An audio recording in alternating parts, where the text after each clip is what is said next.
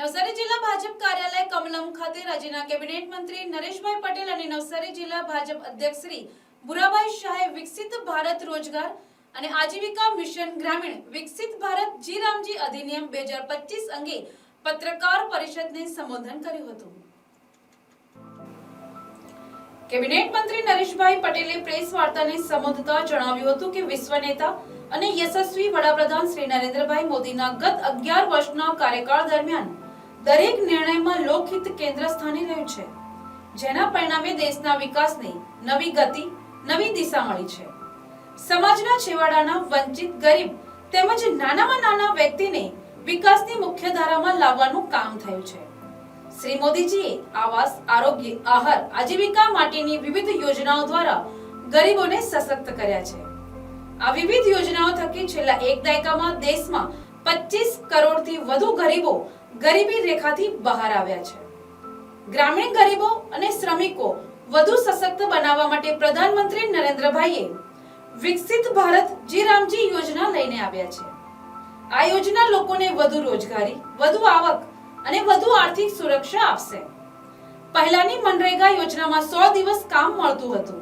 હવે મોદીજીના નેતૃત્વમાં બનેલી વિકસિત ભારત જી રામજી યોજનામાં 125 દિવસ કામની ગેરંટી મળશે।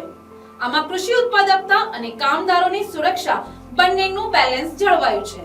વાવણી અને કાપણીની મોસમમાં 60 દિવસ સુધી યોજનાનું કામ રોકવાની જોગવાઈ કરવામાં આવી છે, જેથી ખેતીની સિઝનમાં શ્રમિકો ખેતીનું કામ કરી શકે। વિકસિત ભારત જી રામજીમાં 125 દિવસ અને 60 દિવસ ખેતીની સિઝનમાં એમ કુલ 185 દિવસ રોજગારી મળી શકશે। આ યોજનામાં કેન્દ્ર સરકારથી ગ્રામ પંચાયત સુધી વિકાસની આખી ઇકોસિસ્ટમ બનશે અને ગ્રામ સ્વરાજનો સંકલ્પ પાર પડશે, જેનાથી આપણે સંતુલિત વિકાસની દિશામાં વધુ ચોક્કસ રીતે આગળ વધી શકીશું। વિકસિત ભારત જી રામજીમાં જળ સુરક્ષા, ગ્રામીણ ઇન્ફ્રાસ્ટ્રક્ચરમાં વધુ રોજગારી અને કુદરતી આપત્તિ સામેનું રક્ષણ રાખવામાં આવ્યું છે। યોજનાના સુચારુ અમલ માટે ટેકનોલોજીના પણ મહત્તમ ઉપયોગ સાથે બાયોમેટ્રિક ઓથેન્ટિકેશન, જીઓ ટેગિંગ અને રિયલ ટાઈમ ડેશબોર્ડ દ્વારા પારદર્શિતા સુનિશ્ચિત થશે। વેતનની ચૂકવણી પણ સમયસર થાય તે માટે વિલંબ માટે વળતરની પણ જોગવાઈ છે। વિકસિત ભારત જી રામજી યોજના શ્રમનું સન્માન છે। વિકસિત ભારત જી રામજી યોજના ગરીબોનું સન્માન કરીને ગ્રામીણ અર્થવ્યવસ્થાને વધુ ગતિ આપશે। વડાપ્રધાન નરેન્દ્રભાઈ મોદીના વિઝન હર હાથ કો કામ, હર કામ કા સન્માન ને સાકાર કરવામાં ગામડા અને ગરીબોને સશક્ત કરવામાં આ યોજના વધુ મજબૂતાઈ આપશે। આ પ્રેસ વાર્તામાં નવસારી જિલ્લા ભારતીય જનતા પાર્ટીના પ્રમુખ ભુરાભાઈ શાહ, નવસારીના ધારાસભ્ય રાકેશભાઈ દેસાઈ, મહામંત્રી અશ્વિનભાઈ પટેલ, જિલ્લા મીડિયા ઇન્ચાર્જ જીગર નાયક સહિતના આગેવાનો ઉપસ્થિત રહ્યા હતા। સૌપ્રથમ તો આપ સૌને આવકારું છું।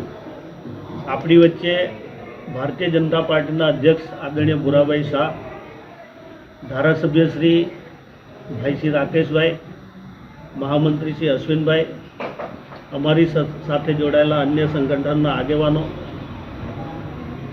ખાસ કરીને આજની જે પ્રેસ કોન્ફરન્સ છે,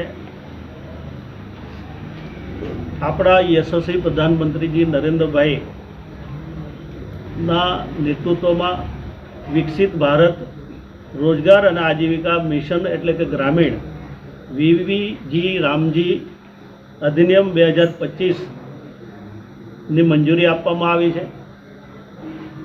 આ અધિનિયમ આવનારા દિવસોમાં ગ્રામીણ વિસ્તારનો વિકાસ થાય, ગ્રામીણમાં રહેતા ખેડૂતો, મજૂરો એને વધારે ફાયદો થાય, મજૂરોને ગેરંટી સાથે રોજગારી મળી શકે એવા ખૂબ જ ભાવ સાથે આ અધિનિયમ બનાવવામાં આવ્યો છે। પણ કેટલાક સમયથી અન્ય વિપક્ષના લોકો એને ભ્રમ ફેલાવવાનો પ્રયત્ન કરી રહ્યા છે, ગેરમાર્ગે દોરવાનો પ્રયત્ન કરી રહ્યા છે। આ યોજના અત્યાર સુધી 100 દિવસની ગેરંટી સાથે રોજગારી આપતી હતી, એમાં વધારો કરીને 125 દિવસ કરવામાં આવ્યા છે। આ યોજના હેઠળના કામો જે રીતે ગ્રામ પંચાયતને પહેલાં બી સત્તા હતી, પરંતુ આજે બી એ સત્તા આપીને વધુ મજબૂતાઈ સાથે વધુ વિશ્વાસ સાથે અને કોઈપણ પ્રકારની છેતરપિંડી નહીં થાય એવા નિયમો બનાવીને મજૂરોને પણ પૂરી ગેરંટી સાથે રોજગારી મળી શકે. મજૂર લોકોને કદાચ બેસવાનો વારો આવે તે દિવસની પણ આમાં સેફટીની જોગવાઈ કરી છે. મજૂરોને પહેલાં જે રીતે મજૂરી આપવામાં આવતી એ 15 દિવસે આપવામાં આવતી, હવે એ વીકલી એટલે કે અઠવાડિયામાં એને મજૂરી મળી જશે. એવા અનેક પ્રકારના સુધારા વધારા સાથે આ યોજના હેઠળ પહેલાં ફક્ત માટીકામથી લઈને અમુક જ કામો કરતા હતા. હવે ગામની એક કોઈ એસેટ બને, ગામનો એક સારો વિકાસ થાય, હોસ્પિટલ હશે, આંગણવાડી હશે, ડ્રેનેજના કેટલાક કામો હશે, ચેકડેમના કેટલાક કામો હશે, જે એસેટ બની શકે એવા કામોમાં મજૂરોને કેવી રીતે જોડી શકાય. અનેક જે રીતે હસ્તકલા હોય, ગ્રામીણમાં અનેક પ્રકારના નાના ઉદ્યોગો હોય, એમાં પણ કેવી રીતે આ બહેનોને જોડી શકાય, આ મજદૂરોને કેવી રીતે જોડી શકાય એ પ્રકારની પણ જોગવાઈ કરવામાં આવી છે.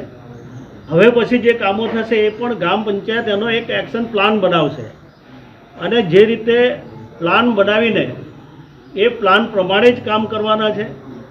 એ પ્લાનમાં એવા કામો હશે કે જે રીતે ગામને પણ વિકાસ દેખાય, ગામને પણ એનો ભવિષ્યમાં ઉપયોગ કરી શકે એ પ્રકારના કામો હશે. જે રીતે લોકોના કાર્ડ બનશે, કાર્ડ બનાવીને એમને જે રીતે રોજગારી આપવામાં આવશે એ પ્રમાણે એમને પણ પૂરેપૂરી એની હાજરીની નોંધ લેવામાં આવશે. એના માટે અનેક પ્રકારની ટેકનોલોજીનો પણ ઉપયોગ કરવામાં આવશે. એટલે કોઈપણ રીતે છેતરપિંડી પણ નહીં થાય અને જેટલા કામો થાય એ ચોક્કસ રીતે થાય, એમાં કોઈ પણ પ્રકારનો ભ્રષ્ટાચાર નહીં થાય એ પ્રકારની આ કાયદાની અંદર જોગવાઈ કરવામાં આવી છે. એટલે આપણે સૌ જાણીએ છીએ કે આદરણીય નરેન્દ્રભાઈ મોદી સાહેબ હર હંમેશ માટે ગરીબોની ચિંતા કરે છે. વર્ષો પછી ગરીબના ઘરમાં ઉજ્જવલા યોજના પહોંચી છે, ઘર સુધી નળથી પાણીની વ્યવસ્થા પહોંચી છે. ઘરમાં વર્ષોથી કેટલાક ગરીબોના ઘરમાં શૌચક્રિયા માટે શૌચાલય નહીં હતું, એ શૌચાલય પહોંચ્યું છે. ગરીબને પાકું આવાસ પહોંચ્યું છે. ગરીબને અન્ન યોજનામાં સમાવેશ કરીને 2 ટંક સારી રીતે જમી શકે એ માટેનું અનાજની વ્યવસ્થા કરવામાં આવી છે. ગરીબના ઘરમાં ન કરે નારાયણ કોઈ મોટી બીમારી આવી જાય તો એનું પણ જીવન બચી શકે એ રીતે આયુષ્યમાન કાર્ડની જોગવાઈ કરવામાં આવી છે. એવી અનેક પ્રકારની નરેન્દ્રભાઈ છેલ્લા 11 વર્ષમાં, આમ તો ગુજરાતમાં મુખ્યમંત્રી હતા તે સમયથી જ ગુજરાતની ચિંતા કરી છે, પણ 140 કરોડની જે જનતા છે એમાં કોઈ પણ પ્રકારની રાજનીતિ નહીં, કોઈ જાતિવાદ નહીં અને સમગ્ર દેશની જનતાની સુખાકારીને ધ્યાનમાં રાખીને ગરીબોની કોઈ જાતિ હોતી નથી. દરેક ગરીબને કેવી રીતે વ્યવસ્થા પહોંચે, નીચે સુધી કેવી રીતે વ્યવસ્થા પહોંચે એની ચિંતા કરીને અનેક યોજનાઓ પણ બનાવેલી હતી. એટલે આ જે વિકસિત ભારત રોજગાર અને આજીવિકા ગ્રામીણ એટલે કે વીબીજી રામજી જે અધિનિયમ જે બન્યો છે એ આવનારા દિવસોમાં ગ્રામીણનો ખૂબ સારો વિકાસ પણ કરશે અને જે મજદૂરો છે એને ગેરંટી સાથે રોજગારી મળશે અને રોજગારી સાથે એની સુરક્ષિત કેવી રીતે આ મજદૂરો રહે એની પણ ચિંતા કરવામાં આવી છે અને સમયસર એની મજદૂરીના જે કંઈક મજૂરીના રૂપિયા છે એ પણ સમયસર મળે એની બહુ જ સારી રીતે આ અધિનિયમમાં જોગવાઈ કરવામાં આવી છે. જેથી હું આપ મીડિયાના મિત્રો પાસેથી અપેક્ષા રાખું છું કે નીચે સુધી, ખેડૂતો સુધી, મજૂરો સુધી આપના માધ્યમ દ્વારા પણ વાત પહોંચવી જોઈએ, જેથી ભ્રામક અને જે રીતે ગેરમાર્ગે દોરવાના જે પ્રયાસ થઈ રહ્યા છે એમાં આપ પણ પૂરક બનો એવી અપેક્ષા. ધન્યવાદ. Bureau report NTC news Navsari.